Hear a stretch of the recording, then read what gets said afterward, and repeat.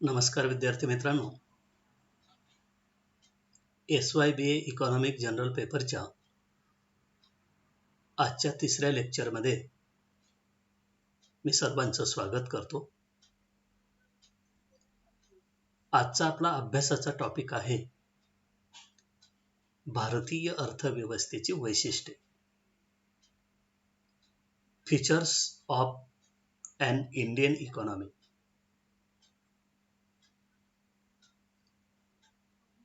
विद्यार्थी मित्रांनो, गेल्या लेक्चरमध्ये आपण भारतीय अर्थव्यवस्था म्हणजे काय, अर्थव्यवस्थेचा अर्थ आणि अर्थव्यवस्थेचं वर्गीकरण, प्रकार असा सविस्तर अभ्यास पहिल्या प्रकरणामध्ये केला होता. आपलं जे पहिलं प्रकरण होतं, भारतीय अर्थव्यवस्था आणि मानवी संसाधने, या प्रकरणातला आजचा आपला हा अभ्यासाचा दुसरा टॉपिक. परीक्षेच्या दृष्टिकोनातून, जनरल नॉलेजच्या दृष्टिकोनातून, स्पर्धा परीक्षेच्या दृष्टिकोनातून हा अतिशय महत्वाचा भाग आज आपण अभ्यासतो आहे. आजच्या स्थितीला भारतीय अर्थव्यवस्था नेमक्या कोणत्या प्रकारची आहे? गेल्या लेक्चरमध्ये आपण भारतीय अर्थव्यवस्था ही मिश्र अर्थव्यवस्था आहे, भारतीय अर्थव्यवस्था ही विकसनशील अर्थव्यवस्था आहे, भारतीय अर्थव्यवस्था ही कृषीप्रधान अर्थव्यवस्था आहे, असं आपण भारतीय अर्थव्यवस्थेच्या संदर्भामध्ये चर्चा केली होती. जगामध्ये विकसित आणि अविकसित अशा दोन प्रकारच्या अर्थव्यवस्था आपल्याला दिसून येतात. अर्थव्यवस्थेचा विकास करण्यासाठी जगामध्ये वेगवेगळ्या राष्ट्रांनी वेगवेगळ्या प्रकारच्या अर्थव्यवस्था स्वीकारल्या आहेत.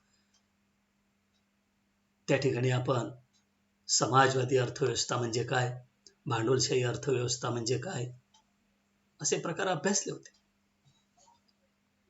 तर भारतीय अर्थव्यवस्था विकासाच्या संदर्भामध्ये, आर्थिक वृद्धीच्या संदर्भामध्ये आजच्या स्थितीला ती पूर्ण विकसित अर्थव्यवस्था पण नाही आणि पूर्णपणे ती अविकसित बॅकवर्ड पण नाही, मधल्या अवस्थेत आहोत आपण. कारण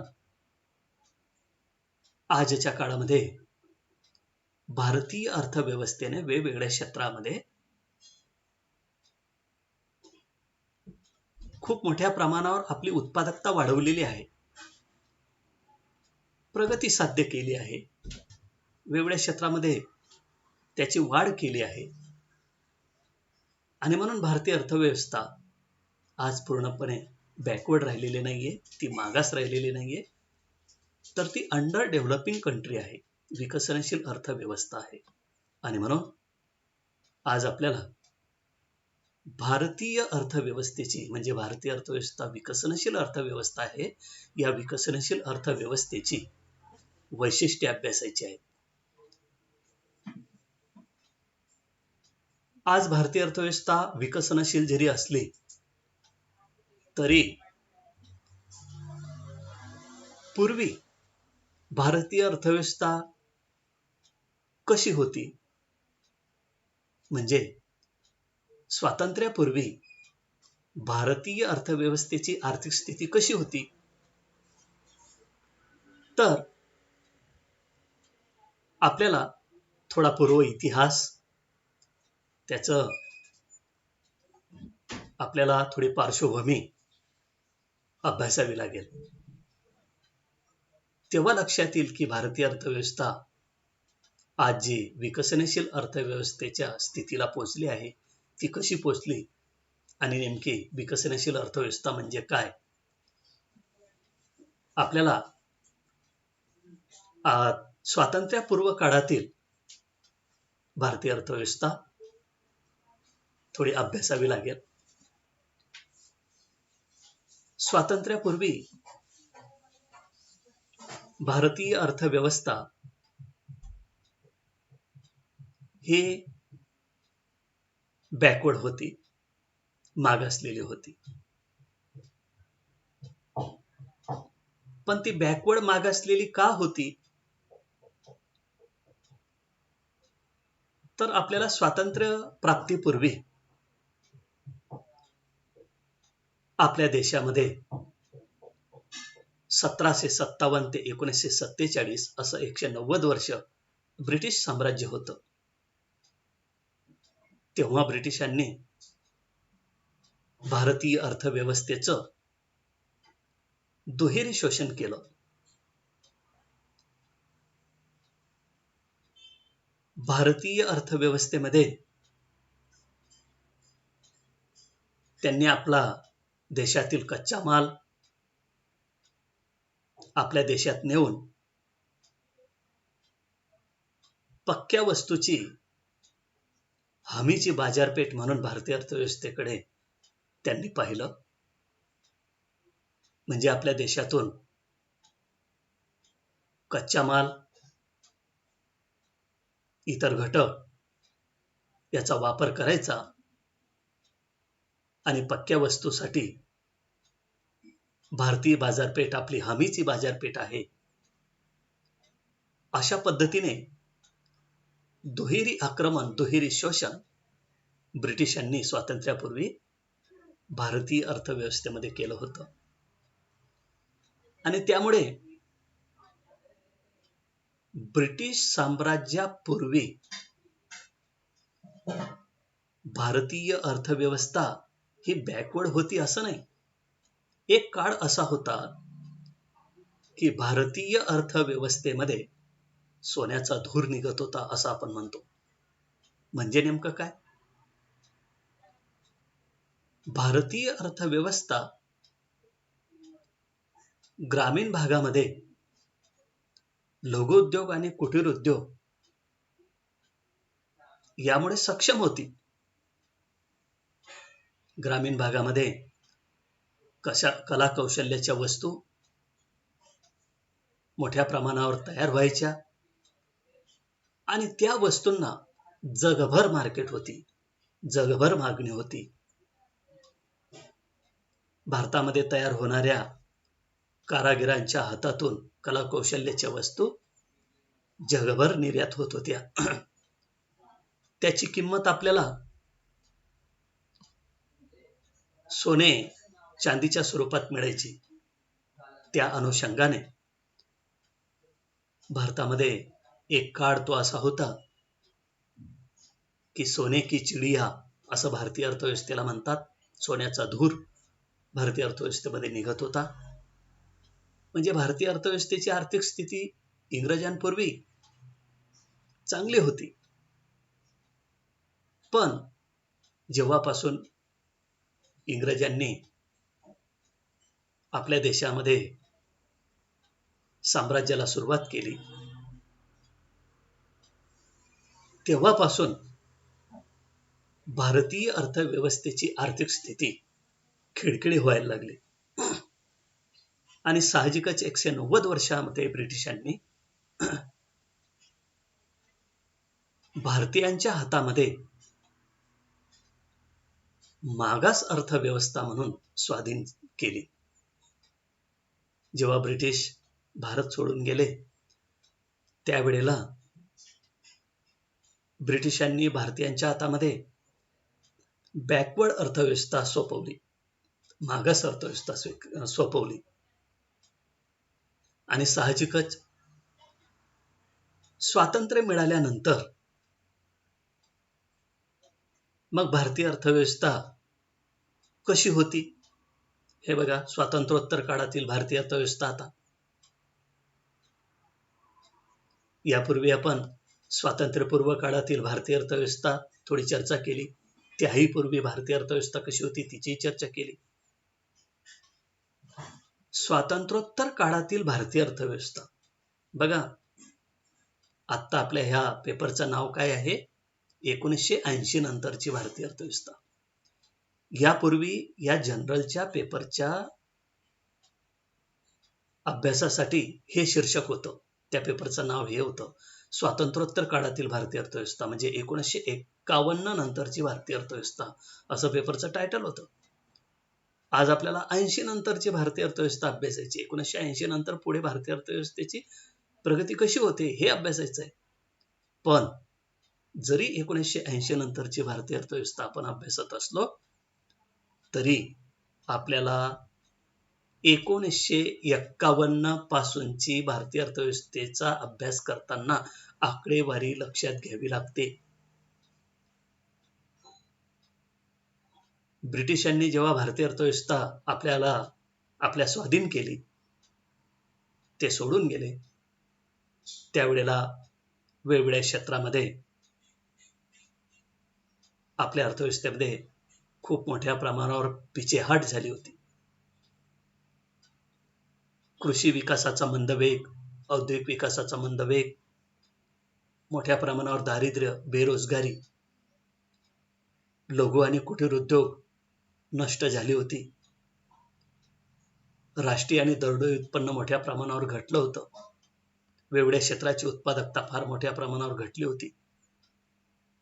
आणि साहजिकच स्वातंत्र्य प्राप्तीनंतर आपल्याला भारतीय अर्थव्यवस्थेचा हा मागासपणा दूर करण्यासाठी, वेगवेगळ्या क्षेत्राची उत्पादकता वाढवण्यासाठी, आर्थिक विकासाचा वेग वाढवण्यासाठी 1951 मध्ये आर्थिक नियोजनाचा स्वीकार करावा लागला. आर्थिक नियोजनाचा आपण स्वीकार केला. 1951 मध्ये आर्थिक नियोजन, इकॉनॉमिक प्लॅनिंग जेव्हा आपण सुरू केलं, त्यावेळेला आपण संमिश्र अर्थव्यवस्था स्वीकारली. जसा मागच्या लेक्चरमध्ये आपण उल्लेख केला होता की आपली 1951 मध्ये ना आपण समाजवादी अर्थव्यवस्था स्वीकारली, ना भांडवलशाही स्वीकारली. कारण समाजवादी अर्थव्यवस्थेचे काही दोष होते, भांडवलशाही अर्थव्यवस्थेचेही काही दोष होते. आपल्याला समाजवादी अर्थव्यवस्थेचे जे गुण आहेत, भांडवलशाही अर्थव्यवस्थेचे जे गुण आहेत, ते आपल्याला या ठिकाणी लक्षात घ्यायचे होते. आणि म्हणून आपण मिश्र अर्थव्यवस्था, समाजवादी अर्थव्यवस्था आणि भांडवलशाही अर्थव्यवस्था याच्या मधला मार्ग आपण स्वीकारला.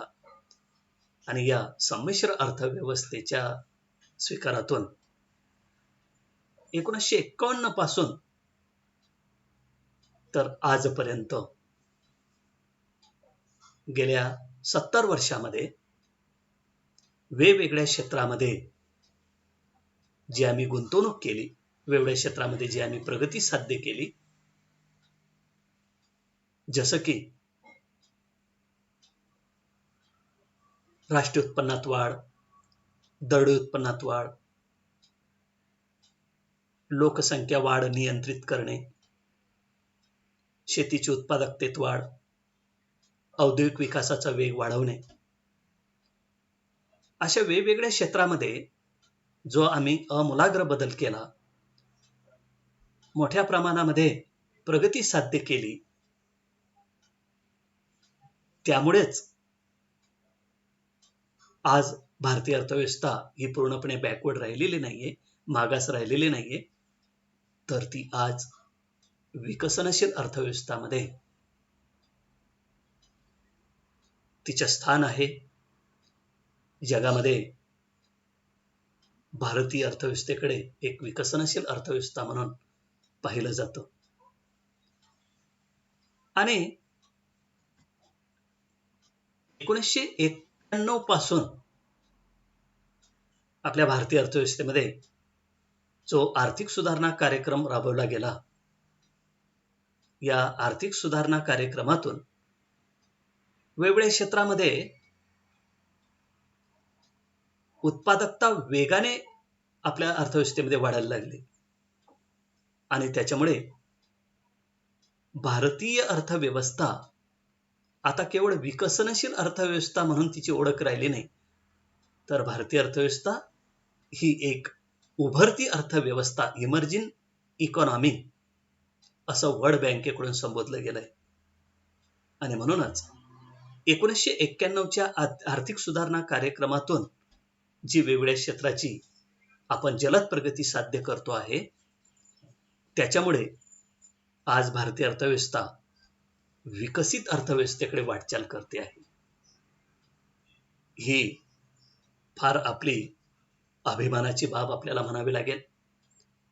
परंतु इतर जगामध्ये ज्या विकसित अर्थव्यवस्था आहेत, त्या विकसित अर्थव्यवस्थांप्रमाणे वेगवेगळ्या क्षेत्रामध्ये आपण विकास साध्य करू शकलो नाहीत.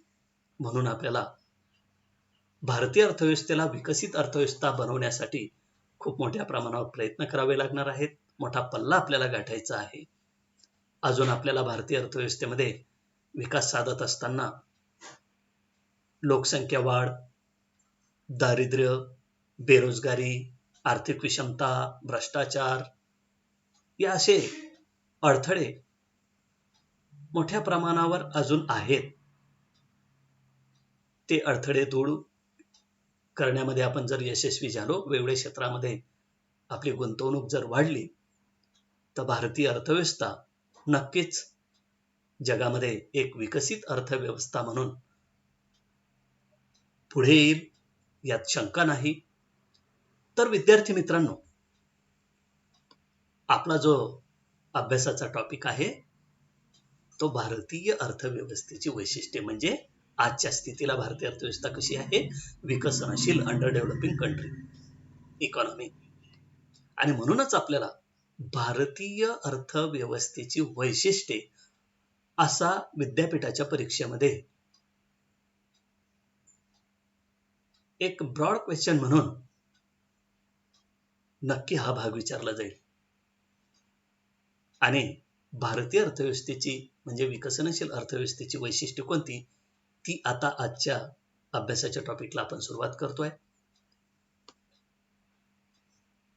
प्रस्तावनेमध्ये आपण स्वातंत्र्यपूर्व काळातील भारतीय अर्थव्यवस्था कशी होती, स्वातंत्र्य मिळाल्यानंतर भारतीय अर्थव्यवस्थेने वेगवेगळ्या क्षेत्रामध्ये कशा पद्धतीने मजल मारली, 1991 मध्ये आर्थिक सुधारणा कार्यक्रमातून भारतीय अर्थव्यवस्था आता विकसनशील अर्थव्यवस्थेच्या पुढे म्हणजे विकसित अर्थव्यवस्थेकडे वाटचाल करते आहे.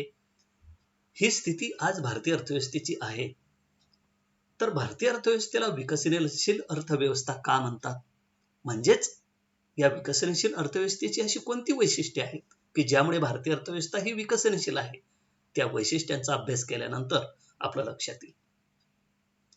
साधारणपणे आपल्याला एक सर्वसामान्य भारतीय अर्थव्यवस्थेची वैशिष्ट्ये असे सांगता येतील. आजही भारतीय अर्थव्यवस्थेचं चित्र कसं आहे, आजही भारतीय अर्थव्यवस्था ही कृषीप्रधान अर्थव्यवस्था आहे. भारतीय अर्थव्यवस्था ही मोठ्या लोकसंख्येची अर्थव्यवस्था म्हणून ओळखली जाते. भारतीय अर्थव्यवस्थेमध्ये लोकसंख्येचा विस्फोट झालेला आहे. दारिद्र्य आणि बेरोजगारीचे सह अस्तित्व आजही आहे. मोठ्या प्रमाणावर आर्थिक विषमता आहे. श्रीमंत आणि गरीब असं मोठ्या प्रमाणावर अंतर आहे. वेगवेगळ्या क्षेत्रामध्ये मोठ्या प्रमाणावर भ्रष्टाचार आहे. या अशा प्रकारच्या समस्या आजही आहेत. म्हणून पूर्वी भारतीय अर्थव्यवस्थेचे अभ्यास करताना आपल्या पेपरचं टायटल हे भारतीय अर्थव्यवस्थेच्या समस्या, प्रॉब्लेम्स ऑफ इंडियन इकॉनॉमी असंही पेपरचं टायटल होतं. स्वातंत्र्य प्राप्तीनंतरची भारतीय अर्थव्यवस्था, स्वातंत्र्योत्तर काळातील भारतीय अर्थव्यवस्था, भारतीय अर्थव्यवस्थेच्या समस्या असंही आपलं नाव होतं. पण जशी का आपण वेगवेगळ्या क्षेत्रामध्ये जी प्रगती वेगाने साध्य करतो आहे आणि त्याच्यामुळे भारतीय अर्थव्यवस्था आज जी विकसनशील आहे, आणि म्हणून आपल्याला भारताच्या विकसनशील अर्थव्यवस्थेची वैशिष्ट्ये आपल्याला अभ्यासायची आहे. आणि म्हणून 1980 नंतर तसं पाहिलं तर 1991 नंतर भारतीय अर्थव्यवस्था आपण अभ्यासतो आहे. आणि म्हणून भारतीय अर्थव्यवस्थेचा पूर्व इतिहास आपण पाहिला. भारतीय अर्थव्यवस्था आज जी विकसनशील आहे या अवस्थेला आपण कसं पोहोचलो याची थोडी आपण या प्रस्तावनेमध्ये चर्चा केली आहे. आता खऱ्या अर्थाने आपला आजच्या अभ्यासाच्या टॉपिकला आपण सुरुवात भारतीय अर्थव्यवस्थेची म्हणजेच विकसनशील अर्थव्यवस्थेची वैशिष्ट्ये आता आपण अभ्यासू. Features of an Indian economy. भारताच्या विकसनशील अर्थव्यवस्थेचं पहिलं वैशिष्ट्य आहे निव्वळ राष्ट्रीय उत्पन्नात वृद्धी. निव्वळ राष्ट्रीय उत्पन्न म्हणजे काय? एका वर्षभराच्या काळात देशामध्ये जेवढ्या वस्तू व सेवा तयार होतात त्या वस्तू व सेवांच्या चालू काळातील किमतींनी गुणून जी बेरीज येईल आणि त्याच्यातून घसारा खर्च वजा करून जे उत्पन्न शिल्लक राहते त्याला निव्वळ राष्ट्रीय उत्पन्न असं म्हणतात. त्याला शुद्ध राष्ट्रीय उत्पन्न असं म्हणतात. NNP net national product. तर भारताच्या या निव्वळ राष्ट्रीय उत्पन्नामध्ये 1951 पासून तर आजपर्यंत सतत वृद्धी होताना आपल्याला दिसते. वेगवेगळ्या क्षेत्राची उत्पादकता वाढताना दिसते. जसं की 1951 मध्ये भारताचं निव्वळ राष्ट्रीय उत्पन्न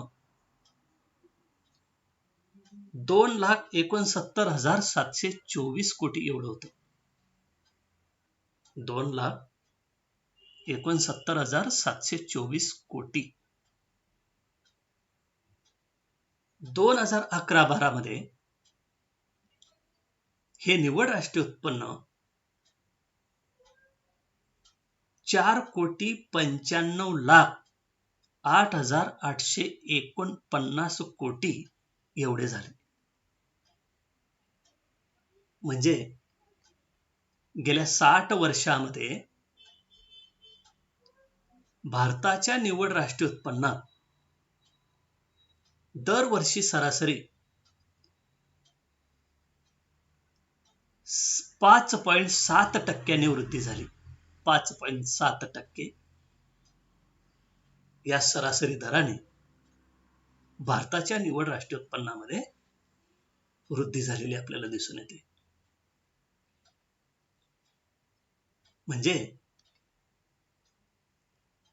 आपल्या भारतीय अर्थव्यवस्थेच्या या निव्वळ राष्ट्रीय उत्पन्नामध्ये सतत झालेल्या वृद्धीमुळेच आज भारतीय अर्थव्यवस्था ही विकसनशील अर्थव्यवस्था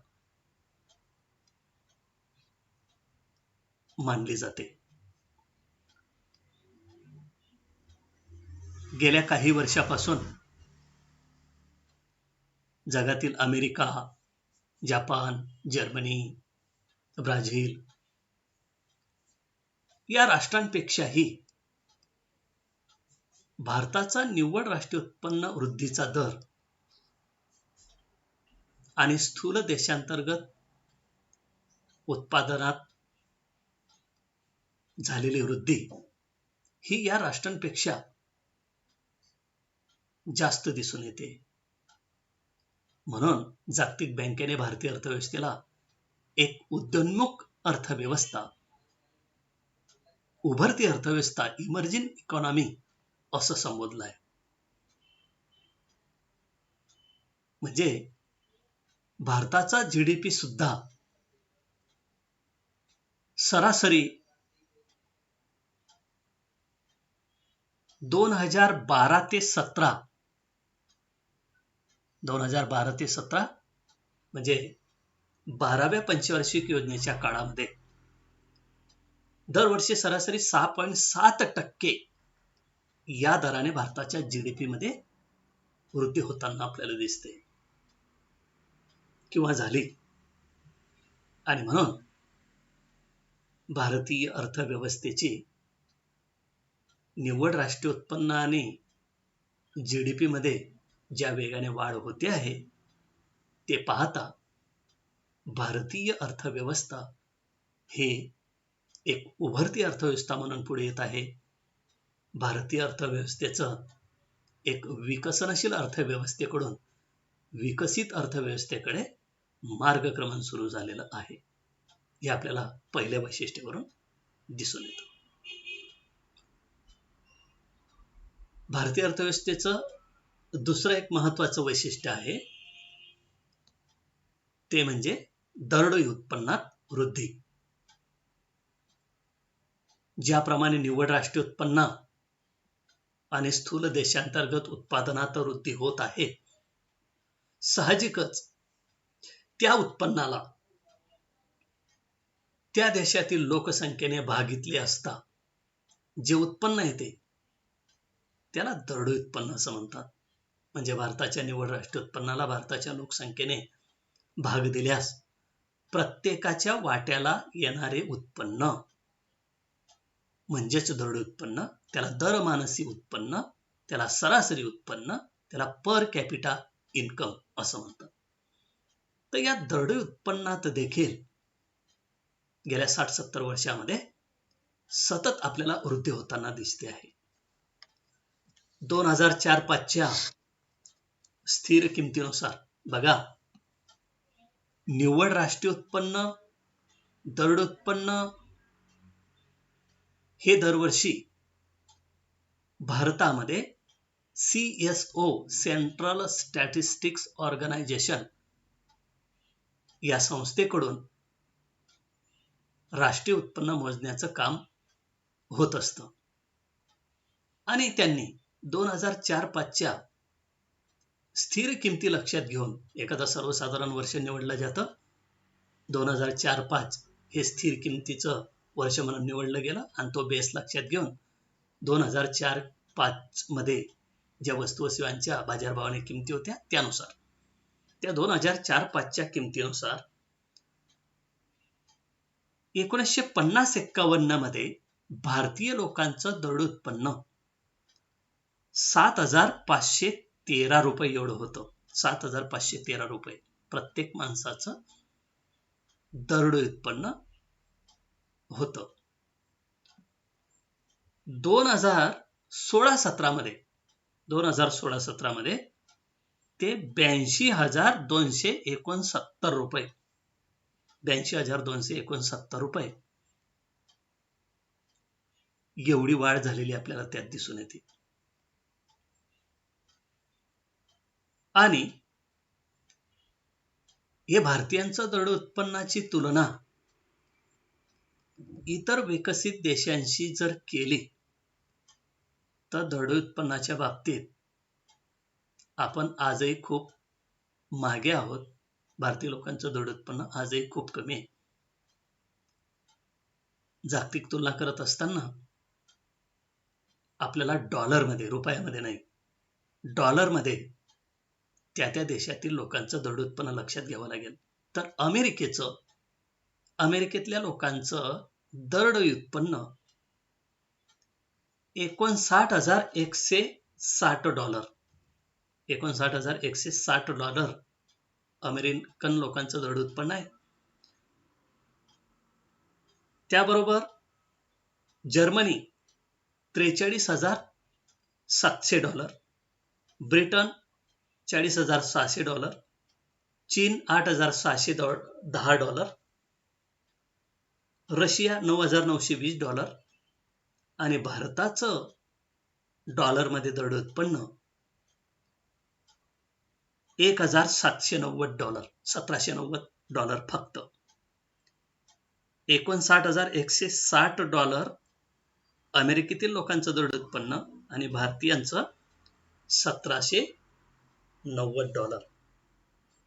ही आकडेवारी जर आपण पाहिली तर आजही आपण दरडोई उत्पन्नाच्या बाबतीत खूप मागे आहोत.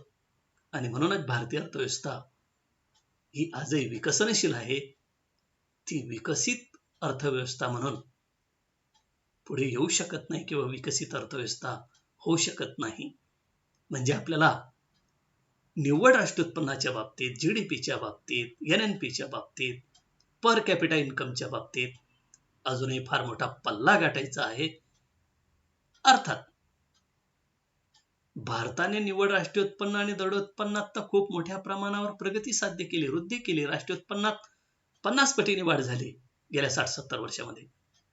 परंतु राष्ट्रीय उत्पन्नात वेगाने वाढ झाली असली तरी भारतीय लोकसंख्येची सुद्धा त्याही पेक्षा वेगाने वाढ झाल्यामुळे त्या उत्पन्नाचे वाटेकरू वाढले. त्या राष्ट्राच्या उत्पन्नाला लोकसंख्येने भागितले तर भारताची लोकसंख्या आज 135 करोडच्या आसपास असल्याने भारतीयाचं धड उत्पन्न इतकं अल्प प्रमाणात आपल्याला दिसून येतं. पण तरी सुद्धा 50-51च्या धड उत्पन्नाशी तुलना केली असता आज भारतीयांचं धड उत्पन्न बऱ्यापैकी त्यात वृद्धी झालेली आपल्याला दिसून येते. म्हणूनच निव्वळ राष्ट्रीय उत्पन्नात व धड उत्पन्नात जी सतत वृद्धी होते आहे त्यावरून भारतीय अर्थव्यवस्था ही एक विकसनशील अर्थव्यवस्था आहे असं आपल्या लक्षात येईल. तिसरं वैशिष्ट्य आहे स्थूल देशांतर्गत उत्पादनाच्या उद्योगनिहाय विभाजनात परिवर्तन. स्थूल देशांतर्गत उत्पादन ज्याला आपण जीडीपी म्हणतो, ग्रॉस डोमेस्टिक प्रॉडक्ट. स्थूल देशांतर्गत उत्पादन. स्थूल देशांतर्गत उत्पादन म्हणजे काय की एका वर्षभरामध्ये देशात वेगवेगळ्या क्षेत्रामध्ये ज्या काही वस्तू व सेवांचं उत्पादन होतं त्या उत्पादनाची किमतीची बेरीज म्हणजे स्थूल देशांतर्गत उत्पादन होय. हे स्थूल देशांतर्गत उत्पादन आपल्याला कोणत्या क्षेत्रातून किती मिळतं, वेगवेगळ्या क्षेत्रामध्ये उद्योगनिहाय त्याचं विभाजन कसं झालंय आणि त्यामध्ये जे काही गतीनं परिवर्तन होत आहे त्याच्यामुळे भारतीय अर्थव्यवस्था ही विकसनशील आहे. जसं की 1950-51 मध्ये भारताच्या एकूण स्थूल देशांतर्गत उत्पादनात कृषीचा वाटा 59.11% इतका होता. म्हणजे काय, भारताच्या एकूण जीडीपी मध्ये कृषीचा वाटा हा 59.11% एवढा, जवळजवळ 60% स्थूल देशांतर्गत उत्पादनामध्ये कृषी क्षेत्राचा वाटा होता. उद्योग 14.35% आणि सेवा क्षेत्र हे 29.54%. म्हणजे 1950-51 मध्ये उद्योगनिहाय क्षेत्रनिहाय जीडीपी चा कॉन्ट्रीब्युशन याप्रमाणे होतं. 2011-12 मध्ये त्यापुढे जाऊन आपण बघू की 2015-16 पर्यंत 2015-16 मध्ये कृषीचा जीडीपी मधला वाटा 15.4% इतका होता. उद्योगाचा 31.5% आणि सेवा क्षेत्राचा वाटा 55.1% इतका आहे. म्हणजे बघा, जो कृषी क्षेत्राचा 50-51 मध्ये जीडीपीतला आपला हिस्सा होता, वाटा होता, तो 60% वरून आपण 15.4% वर आणलाय. याचा अर्थ असा होतो की देशाच्या जीडीपी मध्ये कृषी क्षेत्राचा वाटा कमी कमी होणे आणि तो उद्योग क्षेत्राचा आणि सेवा क्षेत्राचा वाटा वाढत जाणे हे त्या राष्ट्राचं अर्थव्यवस्थेचं प्रगतीचे लक्षण मानलं जातं. परंतु जरी 60% वरून जीडीपीतला कृषी क्षेत्राचा हिस्सा आज आपण 15% वर आणला असला, सेवा क्षेत्र आणि उद्योग क्षेत्राचा वाटा जीडीपीतला आपण वाढविला असला, तरी 15 ते 16% कृषी क्षेत्राचा वाटा हा आजही खूप मोठा आहे.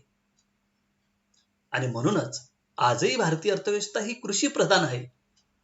कारण एकूण जीडीपी मध्ये कृषी क्षेत्राचा वाटा आजही मोठा आहे. भारताच्या कृषी क्षेत्राचा जीडीपी मधला हिस्सा वाटा याची तुलना इतर विकसित राष्ट्रांतील जीडीपीतल्या कृषी क्षेत्राच्या वाट्याशी जर आपण केली तर आपल्या लक्षात येईल की अजूनही आपल्याला कृषी क्षेत्राचा जीडीपीतला हिस्सा कमी करून औद्योगिक क्षेत्र आणि सेवा क्षेत्रामध्ये आपल्याला जीडीपी वाढवायचा आहे. जसं की विकसित राष्ट्रांचा विचार केला तर अमेरिका कृषी क्षेत्राचा वाटा हा 1.5% एवढा आहे. म्हणजे 1.5% हा जीडीपीतला वाटा आहे. ब्रिटनचा 1.7% एवढा आपल्याला कृषी क्षेत्राचा जीडीपीतला वाटा, त्यांचा हिस्सा सांगता येईल. म्हणजे जवळपास जे काही विकसित राष्ट्र आहेत, या विकसित राष्ट्रांचा जीडीपीतला कृषी क्षेत्राचा हिस्सा हा 2%च्या आसपास आहे आणि आपला 15 ते 16% इतका आहे. तर याच्यावरून लक्षात येईल की कशामुळे भारतीय अर्थव्यवस्था ही विकसित अर्थव्यवस्था होऊ शकत नाही, ती विकसनशील का आहे. तर 55% हा कृषी क्षेत्राचा जीडीपीतला वाटा कमी करून आपण 15%वर आणला, म्हणून भारतीय अर्थव्यवस्था विकसनशील आहे. आणि 15% इतर विकसित राष्ट्रांशी तुलना केली तर तो अजूनही जास्त आहे, म्हणून भारतीय अर्थव्यवस्था विकसित होऊ शकली नाही.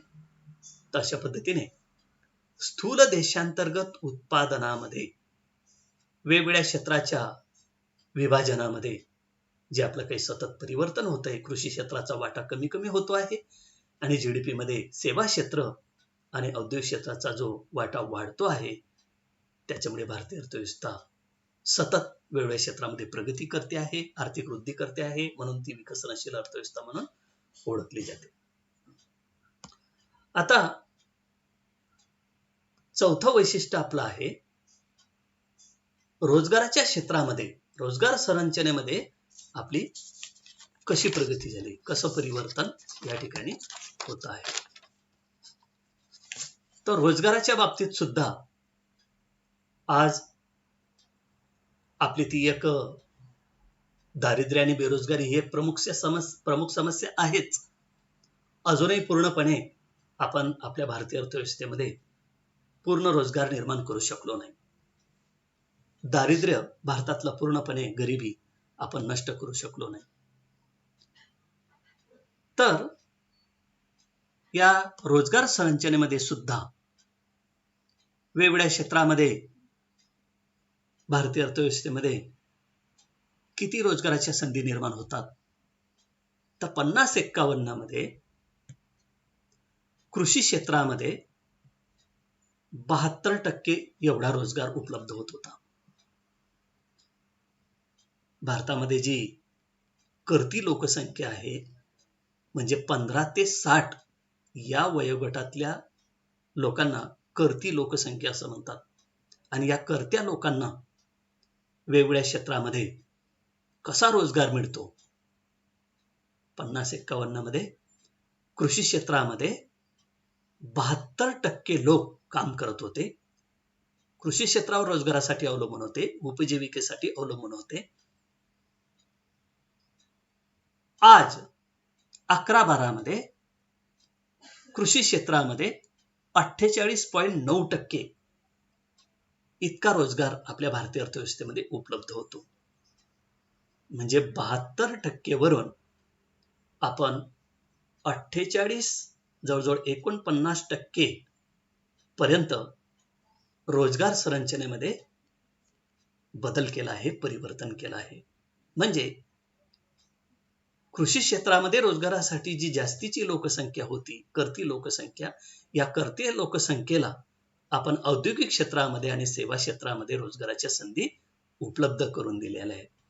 कोणत्याही राष्ट्राचं हे प्रगतीचं लक्षण मानलं जातं. जसं वरती पाहिलं आपण की कोणत्याही देशाच्या जीडीपी मध्ये कृषी क्षेत्राचा वाटा कमी होणं, औद्योगिक क्षेत्राच्या आणि सेवा क्षेत्राचा वाढणं हे प्रगतीचे लक्षण आहे. त्याप्रमाणे कृषी क्षेत्रातला रोजगार कमी करून याचा अर्थ कृषीचा विकास कमी करणे असं नाही. कृषी क्षेत्रामध्ये रोजगारासाठी जे लोक अडकलेले आहेत, या कृषी क्षेत्रातल्या लोकांना औद्योगिक क्षेत्राकडे आणि सेवा क्षेत्राकडे रोजगारासाठी वळविणे हे कोणत्याही राष्ट्राच्या प्रगतीसाठी चांगलं लक्षण मानलं जातं. तर उद्योग क्षेत्रामध्ये 22.3% एवढा रोजगार 2011-12 मध्ये भारतीय अर्थव्यवस्थेमध्ये होता आणि सेवा क्षेत्रामध्ये 25.4% एवढ्या रोजगाराच्या संधी आपण निर्माण केलेल्या.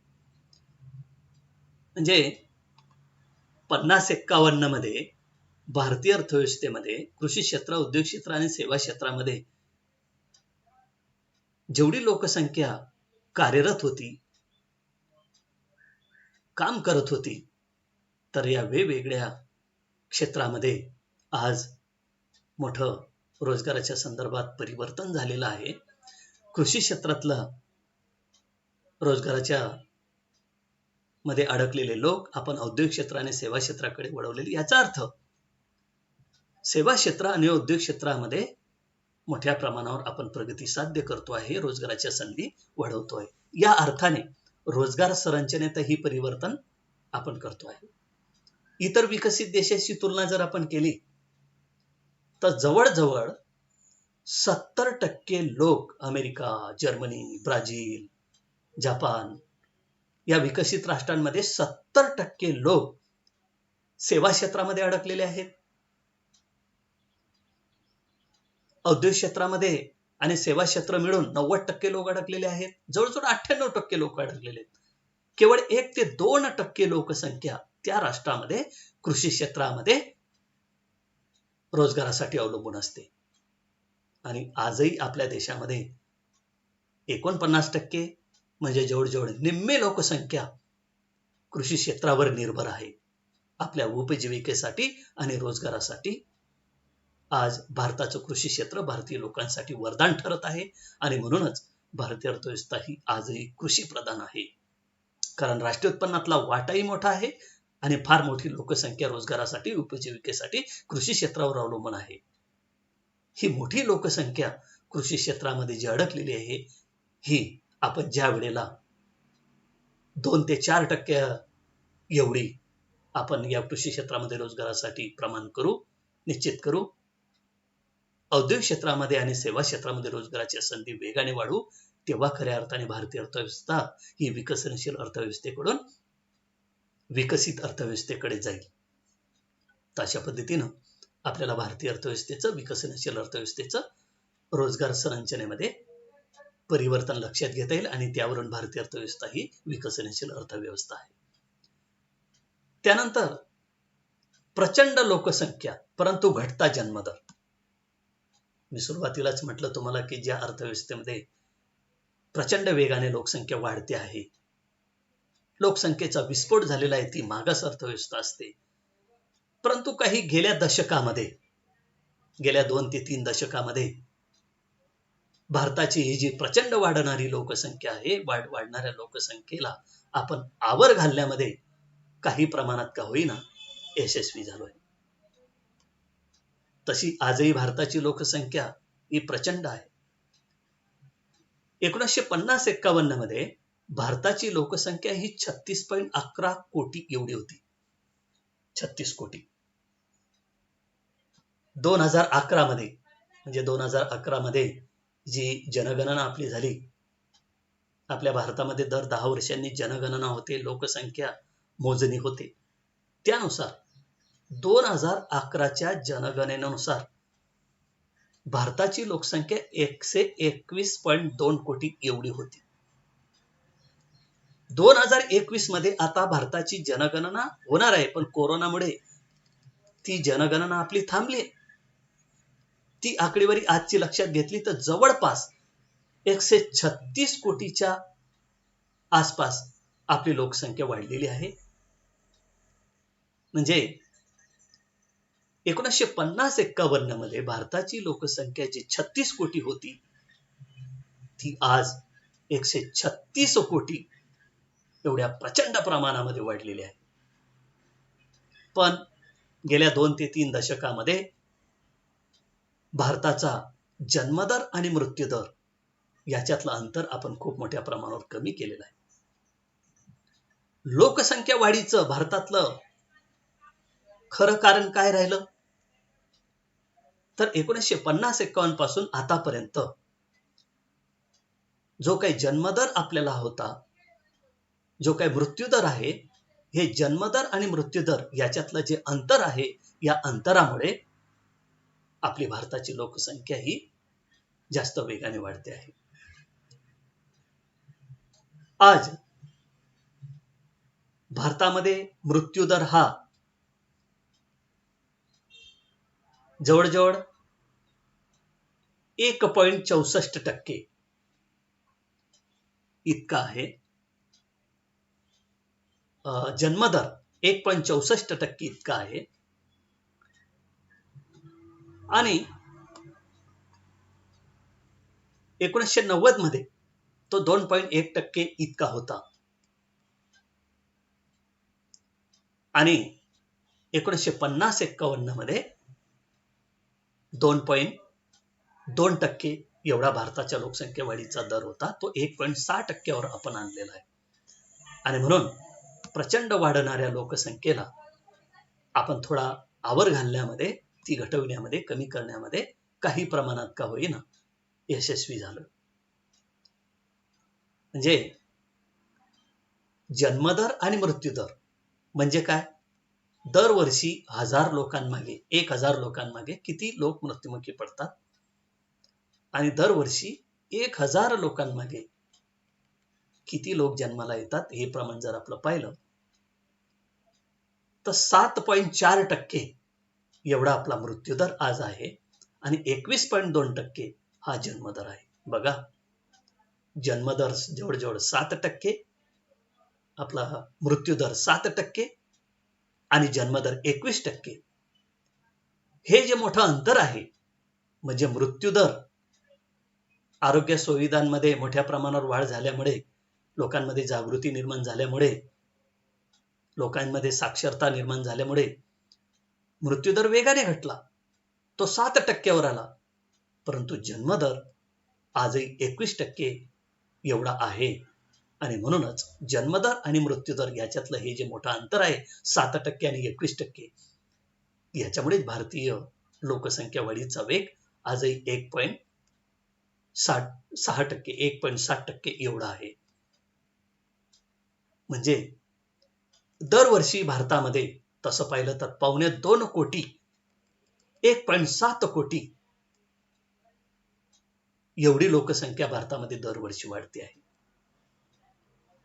प्रचंड लोकसंख्या भारतामध्ये आजही आहे. परंतु जन्मदर हा मात्र गेल्या 2-3 दशकापासून थोडा कमी होत असल्यामुळे भारतीय अर्थव्यवस्था ही विकसनशील अर्थव्यवस्था म्हणून ओळखली जाते. कोणत्याही अर्थव्यवस्थेमध्ये लोकसंख्या, मानवी संसाधन हा घटक फार महत्वाचा असतो.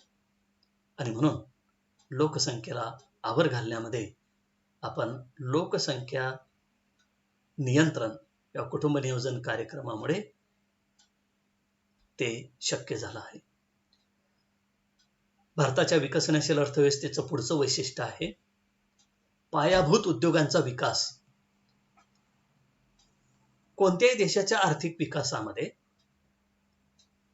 पायाभूत ज्या सुविधा असतात, त्या सुविधांचा विकास किती झाला, त्या सुविधा किती प्रमाणावर उपलब्ध आहेत, त्याच्यावर त्या देशाचा विकास अवलंबून असतो.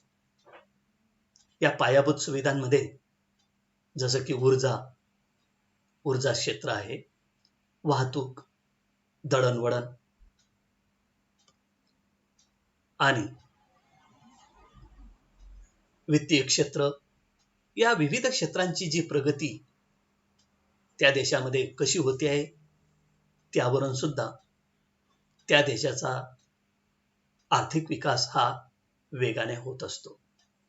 म्हणून पायाभूत उद्योगांचा विकास हा गेल्या 70 वर्षामध्ये कसा झाला, हे एक आपण स्वतंत्र एक तिसऱ्या प्रकरणामध्ये याचा अभ्यास करणारच आहोत की रस्त्यांचा विकास किती झाला, रेल्वेचा विकास किती झाला, जलवाहतुकीचा विकास कसा साध्य झाला, हवाई वाहतुकीचा विकास कसा झाला, ऊर्जा निर्मितीच्या बाबतीत आपण कशी मजल गाठली, दळणवळणाच्या क्षेत्रामध्ये आपण प्रगती कशी केली, याचा आपण ती वृद्धी, ती आकडेवारी जर लक्षात घेतली तर आपण याही क्षेत्रामध्ये मोठ्या प्रमाणावर विकास साध्य केला आहे. जसे की उद्योगांना लागणारी वीज निर्मिती आपण खूप मोठ्या प्रमाणावर वाढवलेली आहे. रस्त्यांचं फार मोठं जाळं विणलं जात आहे. भारतामध्ये कानाकोपऱ्यामध्ये फोरवेज निर्माण केली जात आहेत. 4 पदरी रस्त्यांचा विकास होतो आहे. कम्युनिकेशन सेक्टरमध्ये, दळणवळण सेक्टरमध्ये फार मोठ्या प्रमाणावर आपण विकास साधला आहे. आणि म्हणूनच ज्या काही पायाभूत सुविधा आहेत, ज्या उद्योगांच्या विकासामध्ये फार महत्वाचं योगदान ज्यांचं असतं, त्यावरच त्या देशाचा विकास अवलंबून असतो. ज्या देशामध्ये इन्फ्रास्ट्रक्चर मजबूत, त्या देशामध्ये विकासाची इमारत ही सुद्धा मजबूत असते. आणि म्हणून पायाभूत उद्योगांचा विकासही फार मोठ्या प्रमाणावर आपण साध्य केला आहे. लोह उद्योग, पोलाद उद्योग, रसायने, अभियांत्रिकी, कम्युनिकेशन क्षेत्र, या क्षेत्रामध्ये फार मोठ्या प्रमाणावर आपण प्रगती साध्य केली, मोठ्या प्रमाणावर गुंतवणूक वाढवलेली आहे. आणि याच्यामुळेच आज वेगवेगळ्या राज्यामध्ये, वेगवेगळ्या प्रांतामध्ये, भारताच्या कानाकोपऱ्यामध्ये मोठमोठ्या उद्योगांची उभारणी होते आहे. मोठमोठे उद्योग उभारले जात आहेत. मोठमोठ्या प्रमाणात उद्योग उभारल्यामुळे मोठ्या रोजगाराच्या संधी या क्षेत्रामध्ये निर्माण होत आहेत. आणि म्हणूनच आज भारतीय अर्थव्यवस्था ही विकसनशील आहे. त्याचं कारण की पायाभूत क्षेत्रामध्ये सुद्धा आपण मोठ्या प्रमाणावर गुंतवणूक करतो आहे. पायाभूत सुविधांचाही विकास भारतीय अर्थव्यवस्थेमध्ये मोठ्या प्रमाणावर होतो आहे. त्यानंतर 7वं वैशिष्ट्य आपलं आहे मानवी संसाधनाचा उंचावणारा दर्जा. बघा, कोणत्याही देशामध्ये आर्थिक विकास जलद गतीने साध्य करायचा असेल तर मानवी संसाधन हा फार महत्वाचा घटक मानला जातो. आपल्या प्रकरणाचं नावच आहे भारतीय अर्थव्यवस्था आणि मानवी संसाधन. भारतातील मानवी संसाधन असं आपलं पेपरचं नाव आहे. म्हणून ह्युमन डेव्हलपमेंट रिसोर्स, मानवी संसाधन हा घटक महत्वाचा मानला जातो. आणि मानवी संसाधनाचा दर्जा हा कसा उंचावत जातो, तो कशावर अवलंबून आहे? मानवी संसाधनाचा विकास कशावर अवलंबून आहे? की त्या देशातील लोकसंख्येचं राहणीमान किती उंचावलेलं आहे. त्या देशामध्ये त्या देशातील सरकार मानवी संसाधनाचा दर्जा उंचावण्यासाठी कसा प्रयत्न करते आहे, कशी गुंतवणूक करते आहे, त्याच्यावर मानवी संसाधनाचा दर्जा हा अवलंबून असतो. जसं की बालमृत्यूचं प्रमाण आज आपण 47% पर्यंत कमी केलं आहे. मृत्यूदर 7.2% आहे. याच्या आधीच आपण उल्लेख केला. जो 50-51 मध्ये भारतामध्ये मृत्यूदर हा जवळजवळ 40 ते 45% एवढा होता, तो आपण 7.2% आणला आहे. जन्मदर आपण जवळजवळ 21.2% एवढा कमी केला आहे. साक्षरतेचे प्रमाण हे आपण जवळजवळ 74% एवढं केलं आहे. 2021च्या जनगणनेनुसार भारतातील लोकसंख्येच्या साक्षरतेचे प्रमाण 74% एवढं आहे. सरासरी आयुर्मान जे 50-51 मध्ये भारतीय लोकांचं 55 वर्ष होतं, ते आज 63.5 वर्ष एवढं झालंय. म्हणजे भारतातला प्रत्येक माणूस हा सरासरी 63.5 वर्ष एवढा जगतो. एवढी त्याची जिवंत राहण्याची शक्यता आहे, एवढं त्याचं आयुष्य आहे. म्हणजे 55 वर्ष हे सरासरी आयुष्य जे होतं, हे भारतीय लोकांचं 63.5 एवढं आपण केलं. म्हणजे त्या देशातील मानवी संसाधनाचा दर्जा हा त्या देशातील लोकसंख्येचं दीर्घायुष्य, मृत्यूदर, जन्मदर, राहणीमानाचा दर्जा, जीवनावश्यक वस्तूंचा पुरवठा, आरोग्य सोयींमध्ये वाढ, साक्षरतेबाबत जागृती, आरोग्याबाबत जागृती, या बाबतीत भारतीय अर्थव्यवस्थेमध्ये आमूलाग्र असा बदल झालेला आहे. या क्षेत्रामध्ये सरकारने फार मोठ्या प्रमाणावर गुंतवणूक केली आहे. आणि म्हणूनच मानवी संसाधनाचा विकास ज्या देशामध्ये जास्त, त्या देशाचा आर्थिक विकास हा वेगाने होत असतो. आपणही या मानवी संसाधनाचा दर्जा उंचावण्यामध्ये काही प्रमाणात का होईना यशस्वी झालोय. जसे की आपल्याला बालमृत्यूचं प्रमाण अजून आपल्याला बरंच कमी करायचं आहे. जन्मदर आपल्याला मोठ्या प्रमाणावर अजून कमी करायचं आहे. लोकांचं राहणीमान जे आहे ते अजून सुधारणा करायचं आहे. इतर विकसित देशांशी तुलना आपण जर केली तर जवळजवळ विकसित राष्ट्रातील लोकांचं आयुर्मान हे 75 वर्ष एवढं आहे. म्हणजे त्या देशातील प्रत्येक व्यक्ती 75 वर्ष जगतोच. म्हणजे कोणत्याही देशातील लोकसंख्येचं दीर्घायुष्य हे त्याला मिळणारा आहार, विहार, आरोग्य सुविधा, शिक्षण याच्यावर अवलंबून असतं. आणि म्हणून भारतीय लोकांचा 50-51 मध्ये भारतीय संसाधनाचा जो खालावलेला दर्जा होता तो काही प्रमाणामध्ये गेल्या 70 वर्षामध्ये आपण उंचावलेला आहे. मानवी संसाधनाचा दर्जा हा वाढतो आहे. लोक स्वतःहून आता स्वच्छता, आपल्या आरोग्याची काळजी घेत आहेत. भारतीय लोकांचं राहणीमान त्यामुळे उंचावत आहे आणि साहजिकच मानवी संसाधनाचा सतत उंचावणारा दर्जा यामुळे भारतीय अर्थव्यवस्था ही विकसनशील अशी आहे. त्यानंतर पुढचं वैशिष्ट्य आहे बँकिंग आणि वित्तीय संस्थांचाही विकास आपल्या देशामध्ये वेगाने होतो आहे. कोणत्याही देशाच्या आर्थिक विकासामध्ये या बँकिंग क्षेत्राचा, वित्तीय संस्थांचा देखील मोठा वाटा असतो. त्या देशामध्ये जेवढे बँकिंग व्यवहारांची संख्या वाढेल, बँकिंग क्षेत्राचा विकास होईल, वित्तीय संस्थांचा विकास होईल, त्या प्रमाणामध्ये त्या देशामध्ये मोठ्या प्रमाणावर विकास साध्य होईल. आपण आपल्या देशामध्ये स्वातंत्र्योत्तर काळामध्ये 1949 मध्ये आरबीआयचं राष्ट्रीयकरण केलं. 1935 मध्ये भारतात आरबीआयची स्थापना झाली. त्या आरबीआयचं 1949 मध्ये राष्ट्रीयकरण केलं. 1969 मध्ये भारतात 14 खाजगी बँकांचं राष्ट्रीयकरण केलं. 1980 मध्ये पुन्हा 6 खाजगी क्षेत्रातील बँकांचं राष्ट्रीयकरण केलं. आणि त्यामुळे या राष्ट्रीयकृत बँकांकडून वेगवेगळ्या क्षेत्रामध्ये, कृषी क्षेत्र, उद्योग क्षेत्र, सेवा क्षेत्र यांना मोठ्या प्रमाणावर भांडवलाचा पुरवठा होऊ लागला. लघुउद्योग, कुटीर उद्योग यांना मोठ्या प्रमाणावर भांडवल या बँकांकडून पुरवलं जाऊ लागलं. आणि साहजिकच ग्रामीण भागापर्यंत या बँकांनी आपलं बँकिंग शाखांचं जाळं विणलं आहे.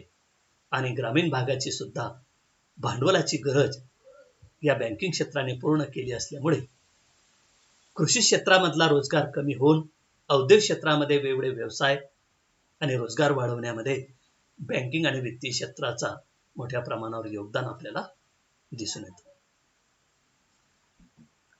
आधुनिक काळामध्ये बँकिंग क्षेत्राची कशी प्रगती झाली, कोर बँकिंग असेल, डिजिटल बँकिंग असेल, याच्यामुळे बँकिंग क्षेत्रामध्ये जवळजवळ देशातील सर्वच लोक आपल्या उद्योग व्यवसायासाठी या बँकिंग क्षेत्राकडून मोठ्या प्रमाणावर भांडवलाची गरज भागवत आहे. आणि साहजिकच कोणत्याही देशाच्या आर्थिक विकासामध्ये या बँकिंग क्षेत्राच्या प्रगतीमुळेच औद्योगिक क्षेत्र आणि सेवा क्षेत्राने विकास, कृषी क्षेत्राला सुद्धा फार मोठ्या प्रमाणावर भांडवलाची गरज पडते.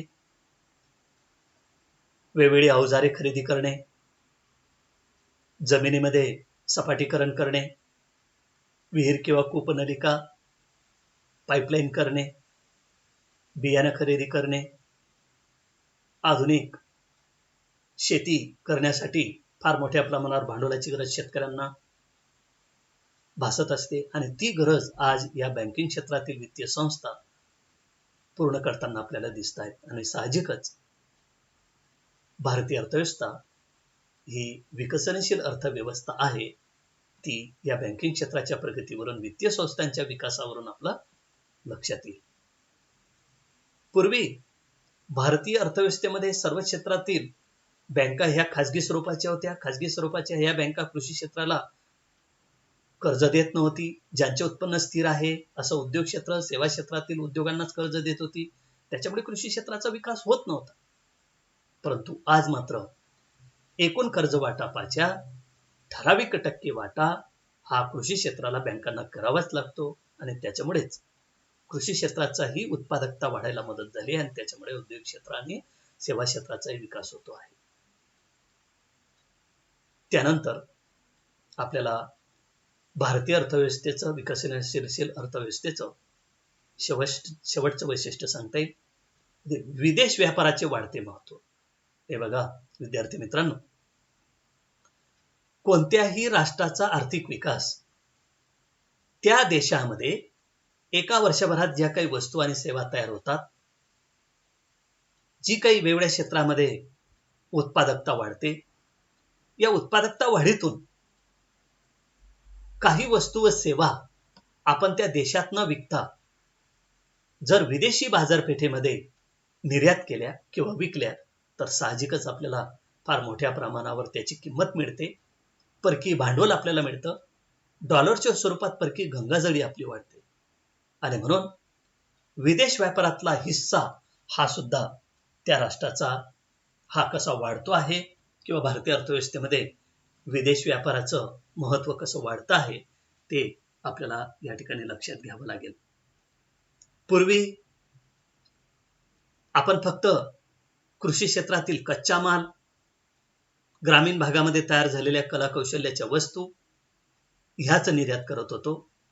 साहजिकच या वस्तूंना आंतरराष्ट्रीय बाजारपेठेमध्ये किंमत कमी मिळत होती आणि आपल्याला विदेशी भांडवलाची चणचण त्यावेळेला भासत होती आणि आपल्याला ही विदेशी भांडवलाची गरज पूर्ण करण्यासाठी वर्ल्ड बँकेकडून नको त्या अटीवर कर्ज घ्यावं लागत होतं. परंतु आज औद्योगिक क्षेत्रामध्ये तयार होणारे यंत्रांचे सुटे भाग, सॉफ्टवेअर किंवा कम्प्युटर क्षेत्रातील वेगवेगळे पार्ट्स, यांत्रिक आणि तांत्रिक उद्योगातील तयार होणाऱ्या मोठ्या प्रमाणावरच्या वस्तू आणि सेवा आपण विदेशामध्ये निर्यात करतो आहे आणि म्हणूनच आपला आंतरराष्ट्रीय व्यापारामध्ये सुद्धा दिवसेंदिवस भारताचा वाटा, निर्यातीचा वाटा आपला वाढतो आहे. तसं पाहिलं तर आजही आपली निव्वळ निर्यात ही निव्वळ आयातीपेक्षा कमीच आहे. आजही आपला व्यापार आपल्याला तुटीचा आहे. तो अनुकूल नाही, तो प्रतिकूल आहे. म्हणजे आपली निर्यात आयातीपेक्षा आजही कमी आहे. आपल्याला बऱ्याच वस्तूंसाठी आज मोठ्या प्रमाणावर वेगवेगळ्या राष्ट्रांवर अवलंबून राहावं लागतं. तसं पाहिलं तर पूर्वी आपण अन्नधान्य सुद्धा आयात करत होतो, वेगवेगळ्या प्रकारचा कच्चा माल सुद्धा आयात करत होतो. पण आज वेगवेगळ्या प्रकारच्या उद्योगांना लागणारा कच्चा माल, अन्नधान्य या बाबतीत मात्र आज आपण स्वयंपूर्ण होऊ लागलो आहे. बरेचसे आपण आयात कमी करू शकलो आहे आणि निर्यात मात्र वाढली आहे आणि त्याच्यामुळं आज भारताचा व्यवहार अनुकूल होण्यास आपल्याला मदत होते आहे. आणि जे काही परकीय कर्ज आहे जागतिक बँकेकडून, वेगवेगळ्या राष्ट्राकडून जे आपण आज कर्ज घेतो आहे, ती कर्जाची परतफेड करण्याची क्षमता आपल्या या विदेश व्यापाराच्या वाढीतून निर्माण झालेली आहे. 1991 पूर्वी आपल्या देशामध्ये परकीय गंगाजळीची चणचण जी भासत होती, ती परकीय गंगाजळी आज आपल्याला 100 अब्ज डॉलरवरून 400 अब्ज डॉलर एवढी आपली ती वाढलेली आहे आणि म्हणूनच विदेश व्यापार भारतीय अर्थव्यवस्थेचा दिवसेंदिवस वाढतो आहे आणि म्हणूनच या विदेश व्यापाराचे वाढते महत्व लक्षात घेऊन कोणत्याही राष्ट्राचा आर्थिक विकास हा ते देशाच्या आयात आणि निर्यात याच्यातल्या अंतरावरून लक्षात येतो आणि म्हणून भारतीय अर्थव्यवस्था ही सुद्धा विदेश व्यापारामध्ये आपलं प्रस्थ दिवसेंदिवस वाढवत आहे, आपली निर्यात वाढ करण्यामध्ये यशस्वी होते आहे आणि म्हणून भारतीय अर्थव्यवस्था ही विकसनशील अर्थव्यवस्था आहे. तर विद्यार्थी मित्रांनो, आज भारतीय अर्थव्यवस्थेचं विकासाचं मार्गक्रमण कसं सुरू आहे? भारतीय अर्थव्यवस्था विकसनशील अर्थव्यवस्था आहे असं जे म्हटलं जातं ती यामुळेच की या वेगवेगळ्या क्षेत्रामध्ये वेगवेगळ्या घटकांच्या बाबतीत आपली सतत वृद्धी होते आहे जसं की निव्वळ राष्ट्रीय उत्पन्नात वृद्धी होते, दरडोई उत्पन्नात वृद्धी होते आहे, जीडीपी मध्ये उद्योगनिहाय विभाजन याच्यामध्ये परिवर्तन होते आहे, रोजगार संरचनाही बदलते आहे. कृषी क्षेत्रातला रोजगार कमी होऊन औद्योगिक क्षेत्रातला वाढतोय, सेवा क्षेत्रातला वाढतोय. लोकसंख्या जी मोठ्या प्रचंड प्रमाणावर आपली वाढत होती, तिला आपण आवर घालण्यामध्ये काही प्रमाणात का होईना यशस्वी झालो आहे. पायाभूत सेवा सुविधांचाही विकास आपण करतो आहे. मानवी संसाधनाचा दर्जा, भारतीय लोकांचा राहणीमानाचा दर्जा उंचावतो आहे. बँकिंग क्षेत्र, वित्तीय क्षेत्रामध्ये आमूलाग्र असा बदल होतो आहे. विदेश व्यापारही भारतीय अर्थव्यवस्थेचा वाढतो आहे आणि साहजिकच भारतीय अर्थव्यवस्था ही विकसनशील अर्थव्यवस्था आहे.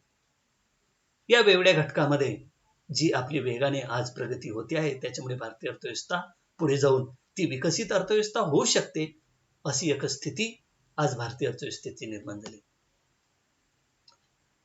म्हणजे ही जी वैशिष्ट्ये आपण पाहिली, ही आपण कोरोना संक्रमण काळ सुरू होण्यापूर्वीची आहे. आजच्या स्थितीचा आपण जर विचार केला, आज सप्टेंबर महिना 2020 चा सुरू झालेला आहे. आजच्या स्थितीचा विचार केला तर भारतीय अर्थव्यवस्थेचा जीडीपी जो सरासरी 5.6% एवढा फेब्रुवारी महिन्यामध्ये वाढत होता, तो आजचा जर सप्टेंबर 2020 चा विचार केला तर आपला जीडीपी -23.9% एवढा झालेला आहे. मग तुम्ही म्हणाल, जर एवढा मायनस आपला जीडीपी आहे, तर भारतीय अर्थव्यवस्था विकसनशील कशी? तर कोरोना संक्रमणाचा काळ वगळता फेब्रुवारी 2020 पर्यंतचा विचार आपण केला तर भारतीय अर्थव्यवस्था जी विकसनशील आहे, ती कशी वेगवेगळ्या क्षेत्रामध्ये मजल मारते आहे, वेगवेगळ्या क्षेत्रामध्ये उत्पादकतेची कशी वृद्धी होते आहे, ती वैशिष्ट्ये आपण लक्षात घेतली पाहिजे. ती वैशिष्ट्ये आपण लक्षात घेतली, त्यावरून भारतीय अर्थव्यवस्था ही विकसनशील अर्थव्यवस्था आहे हे लक्षात ठेवलं पाहिजे. तर विद्यार्थी मित्रांनो, भारतीय अर्थव्यवस्थेची वैशिष्ट्ये स्पष्ट करा, असा जो आपल्याला विद्यापीठाच्या परीक्षेमध्ये प्रश्न विचारला जाणार आहे, तर ही वैशिष्ट्ये आपण लक्षात घ्यायची आहेत. या घटकांमध्ये कसं परिवर्तन होत आहे, त्यावरून आपलं लक्षात येईल की भारतीय अर्थव्यवस्था ही विकसनशील का आहे, ते या ठिकाणी आपण अभ्यासलं. यानंतरच्या आपल्या पुढच्या लेक्चरमध्ये आपण जागतिक अर्थव्यवस्थेमध्ये भारतीय अर्थव्यवस्थेचं काय स्थान आहे, वर्ल्ड इकॉनॉमीमध्ये इंडियन इकॉनॉमीचं कॉन्ट्रीब्युशन काय, जागतिक अर्थव्यवस्थेमध्ये भारतीय अर्थव्यवस्था या वेगवेगळ्या क्षेत्राच्या बाबतीत कुठे. या ठिकाणी आपण पाहिलं की निव्वळ राष्ट्रीय उत्पन्नात वृद्धी झाली, दरडोई उत्पन्नात वृद्धी झाली, रोजगार संरचनेत परिवर्तन करतो आहे, लोकसंख्येला आपण आवर घातला आहे, पायाभूत उद्योगांचा विकास करतोय. पण ही जरी वृद्धी झाली असली, हा विकास झालेला असला, तरी जागतिक अर्थव्यवस्थेच्या तुलनेमध्ये आपण कुठे आहोत. तर आपला अभ्यासाचा आपला पुढचा टॉपिक असणार आहे की जागतिक अर्थव्यवस्थेमध्ये भारतीय अर्थव्यवस्थेचं स्थान काय. हा एक महत्वाचा भाग पुढच्या लेक्चरला आपण अभ्यासू. तोपर्यंत आपण नमस्कार. Thank you very much. Stay home, stay safe. घरी राहा, सुरक्षित राहा. नमस्कार.